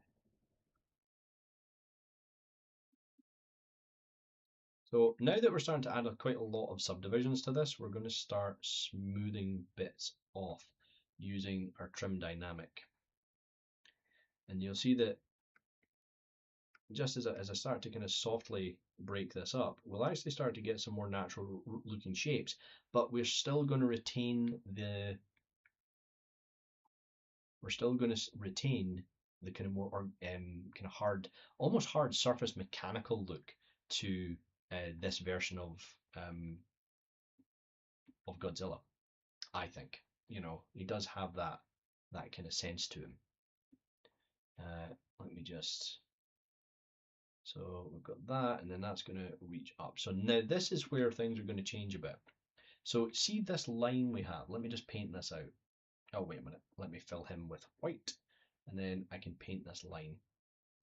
So this line on his brow, like this has to continue all the way back, and there's this area on his body, this shape here, which comes back from the eyebrow, and then the central line here lines up roughly with the middle of his mouth. Okay, so the opening here, and then this red line, which is going to continue down onto the body, that is an area I need to make sure I get right. So I'm going to make sure that I expand out the neck, like so. What's this? Yeah, a little bit. I understand now. Some questions some questions AI gave me my interface a little different. First, I have to separate main parts that will be parent to object and rotate. Yeah, exactly, exactly. Because when you're dealing with anything that is hard surface in that regard and mechanical in nature, one part inevitably is going to be moving another part. So that's something to be aware of. Another thing to look at as well, if you are doing any kind of mechanical rigging, is things like set-driven keys. Very, very worthwhile learning how to do that in Maya, okay? So that you can have multiple functions running over uh, from one action, okay?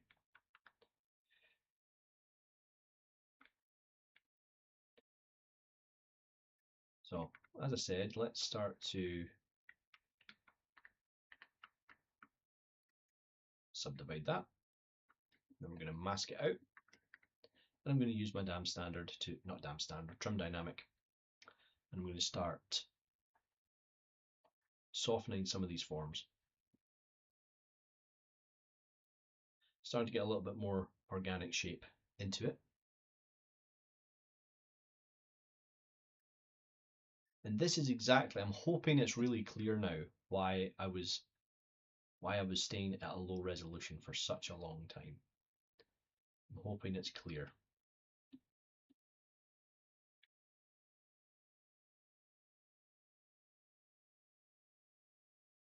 Because it's not taking much now to get this looking more and more and closer to our character. And we haven't really had to do much sculpting at this stage. And again, it means he's recognizable very, very, very, very early on.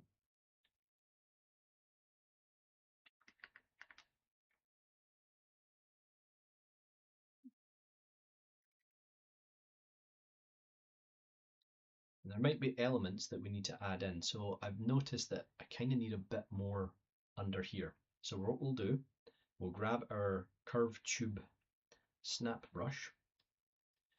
Again, we'll go into stroke. We're going to go into modifiers, change the size, and we're going to make a shape that's similar to this. So this is the kind of curve we want. So that what we end up with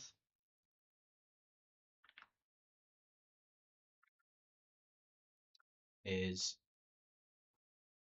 a thin to thick, and then thin again. Okay, so what that's going to let me do is I can now, let's see here, this is going to go like that. And actually, let's do a little change to this.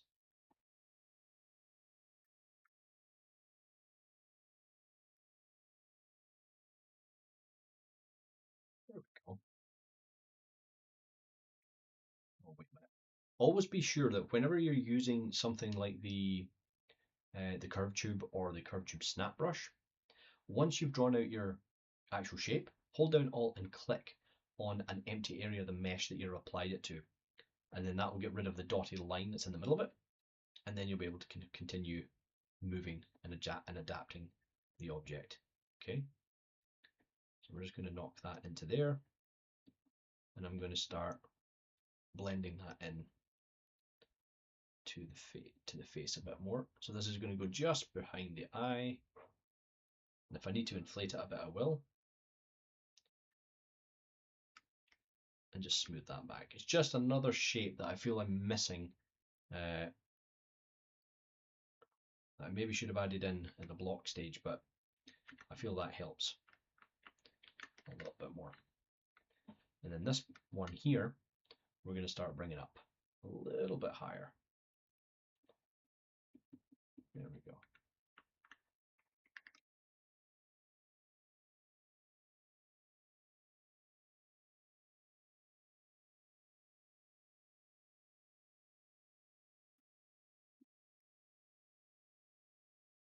That's better. That looks okay. What I think I might do here though is I'm going to take the lower jaw.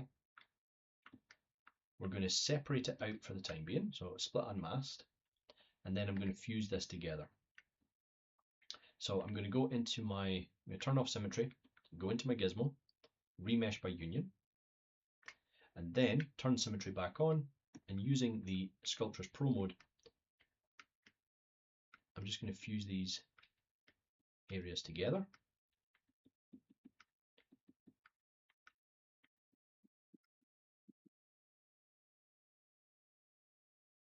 So take my trim dynamic and just, oh no, we don't want to have, ideally not have Sculptures Pro on when we're using trim dynamic, not for the time being anyway, and just clean up some of this area.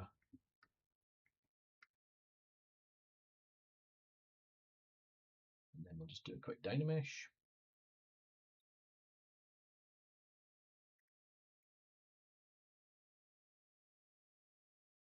You try and get the resolution correct here.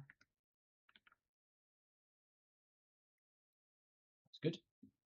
Mirror and weld that. And now I can start reshaping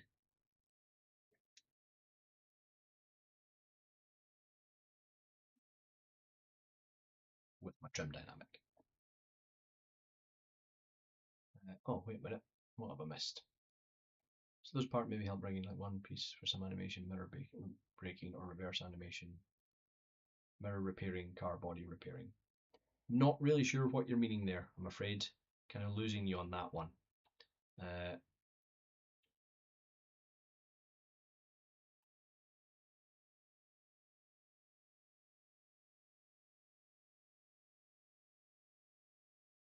So what I'm going to have to do here is I'm going to actually start sculpting and using just to try and taper this out in a more natural way.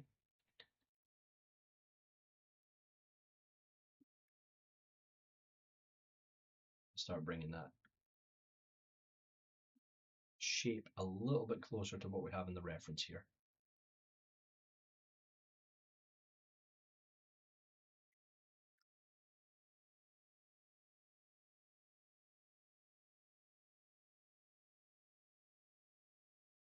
Again, being very careful not to ebb too far away from the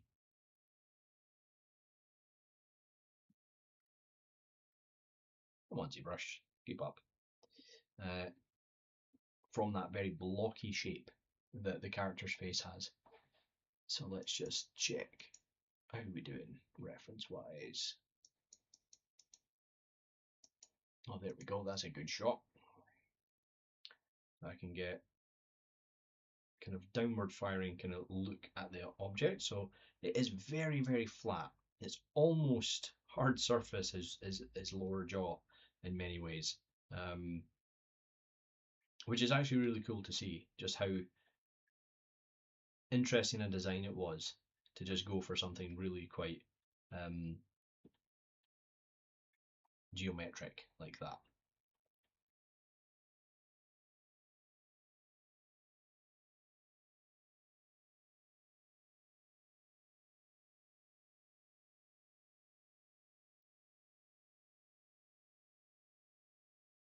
And looking at the interior of his mouth is kind of interesting as well,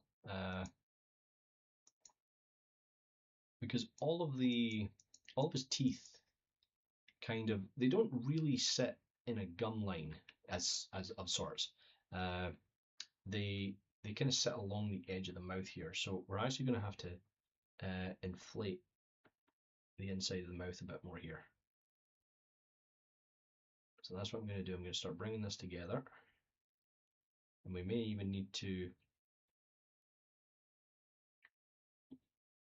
add another mesh in, which might actually be easier.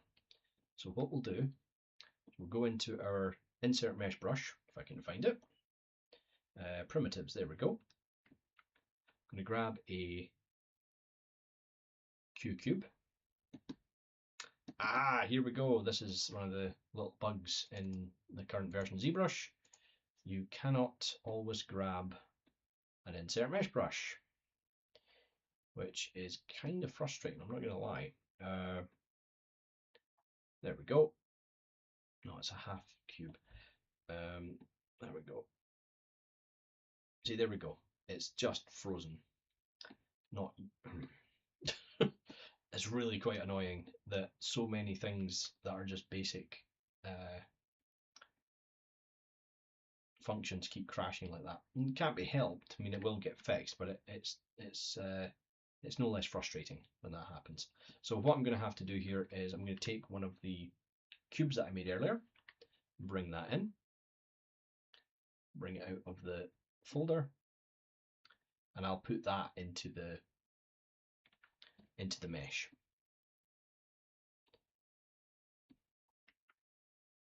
Like so.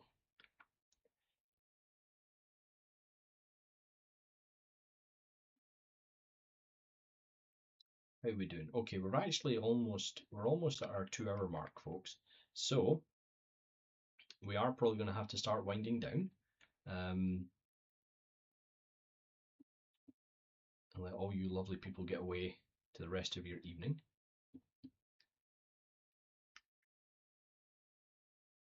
I'm just going to fill up the whole of the lower jaw here.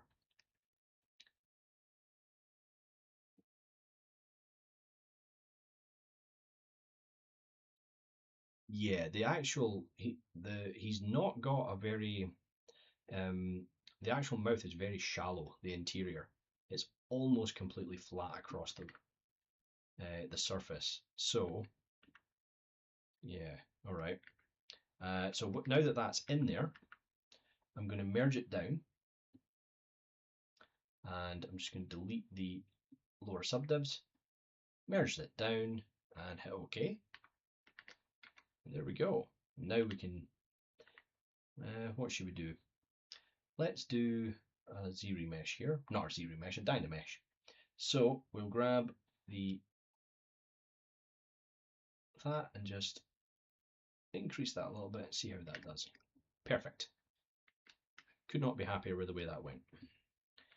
And I guarantee very few people are going to get that very subtle reference to The Simpsons.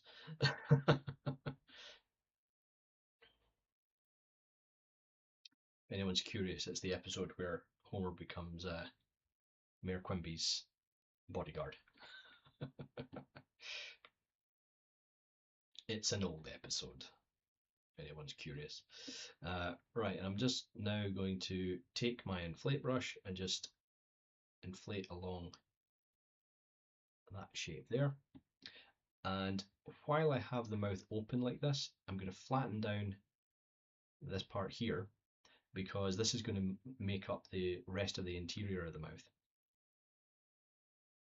which comes together. And there's not a lot of space in there. I'm not going to, this is the thing, it's quite cramped in the interior of his mouth looking at the designs. So that's something I really want to be aware of while I'm sculpting so that I make my life as easy as possible putting this together. So there we go. And let's just zoom out and see what we're doing here. Yeah. So that's going to be down there. What I'm going to do here, folks, is I'm actually going to show you what I mean by these lines. And I'm just going to reference them in with a brush here. Where is it? Curve tube snap. And I'm going to draw a line down here. And then we have one in the middle, which comes down from here. And then I've got another one that runs in the middle of the mouth down here. So we are slowly building up. We're slowly building up the different forms. And yes, we are going a lot slower. I'm deliberately kind of taking this one at a slower pace.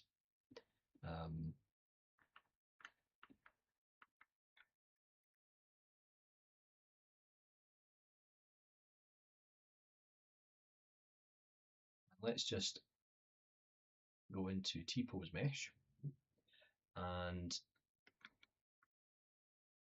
do something like this. I'm going to grab the head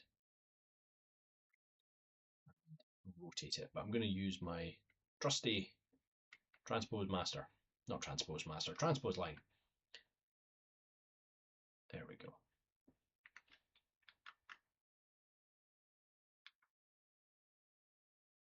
Then, yeah, so if we then do T-pose to sub-T, and we'll just append a cylinder, and we're going to scale this down. Oh no, his head's gone. There we go.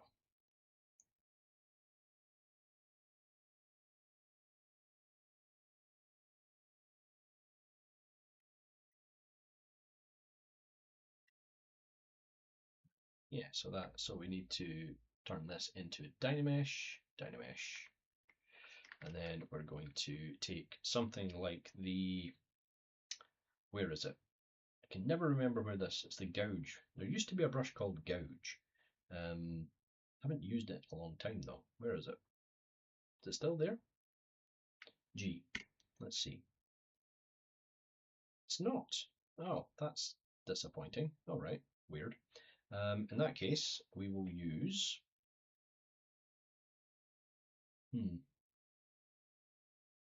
We'll use the noise brush. That'll do what I'm wanting to do here. So I'm going to take the noise brush and I'm just going to do something like that. In fact, you know what we might do, which might be a lot of fun, is we're going to go into transform, activate symmetry, but this time we're going to use radial symmetry. We're going to use it on this object here. So I'm going to go into transform and I'm going to change that to Y and see if it actually works. No, it's not going to. Oh yeah, I hate how symmetry does this in ZBrush.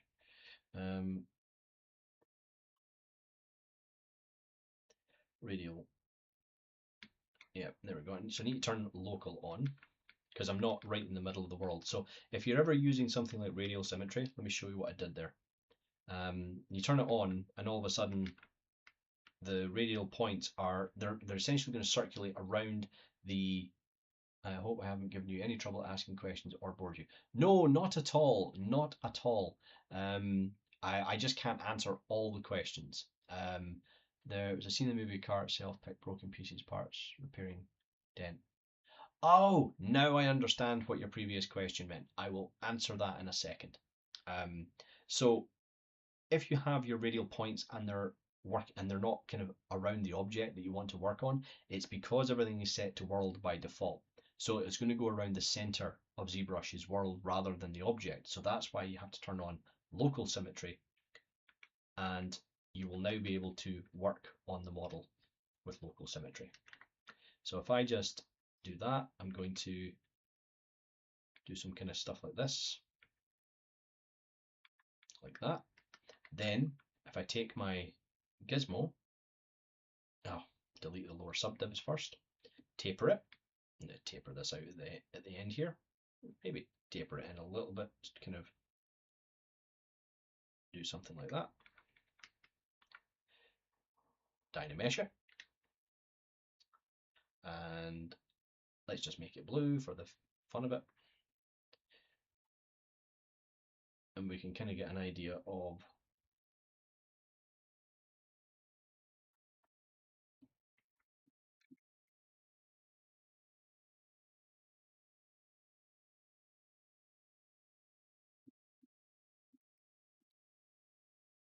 we can maybe take something like where's my damn stead?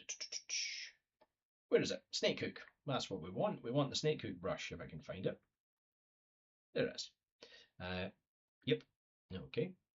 And then with the snake hook, can turn on our Sculptris Pro, and we can use the radial symmetry to do kind of cool things like that. But we'll turn off RGB here so that we can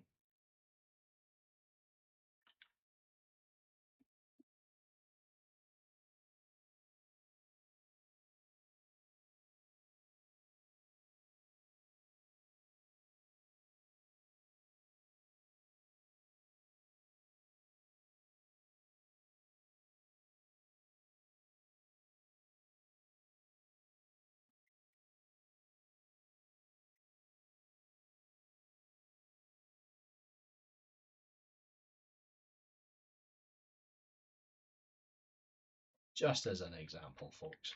Okay, so that's just kind of a, for instance, for how we could possibly block this character out. So I'm just going to, there we go, get that, taper that down a bit as well. Obviously, you'd have to kind of cut it off so it doesn't look like he's actually blowing through a giant trumpet. But but like I said, we'll maybe just hide that for the time being. But it just, again, this is the kind of thing I will do when I'm kind of fleshing out and working through a model. Okay. Yeah. All right, folks. So we're going to leave him at this point. All right. And then when we come back next week, we will start to kind of flesh him out a little bit more, and we'll actually start to sculpt in a little bit more of the features, same way as we have with the jaw, and things will start to kind of progress a little bit further. But what I wanted to mention is that question that was asked. So yes, in regard to pieces kind of repairing themselves, that can be done with rigging. It can also be done with things like blend shapes, morphs, and deformers that are set up in a specific way. All right, and yes, another thing you can use is rigid body simulations to kind of create either the kind of the damage itself or the repairing of that damage as well. Okay, so yeah, so that's how you can potentially go along. Sorry, that's how you can potentially do something like that you've seen in the film. All right. And again, sometimes it's a mix of those things. Sometimes it's a rigid body simulation or even a cloth simulation. So sometimes with metal, if it's being damaged in such a extreme way, it can take on different material properties. So it can look something that's a lot softer. So cloth dynamics is used quite frequently for kind of creating dents in metals. Okay, so just something to kind of be aware of. All right, folks. Like I said, we are going to call it there. We're 2 hours in, so I'm going to leave you just by kind of reminding you all to check out the Firestorm socials. Please come along and join us on the Discord.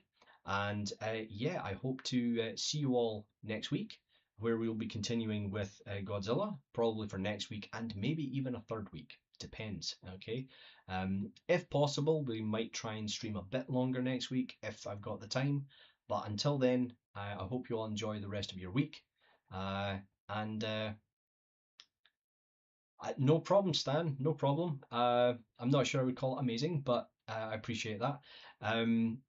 But yes, please make sure that you tune in tomorrow for Carmen's Houdini workflow stream, and of course Heather's stream in the afternoon. And as I said, until then, folks, take care of yourselves, enjoy the rest of your week, and I'll see you all next week. Bye for now.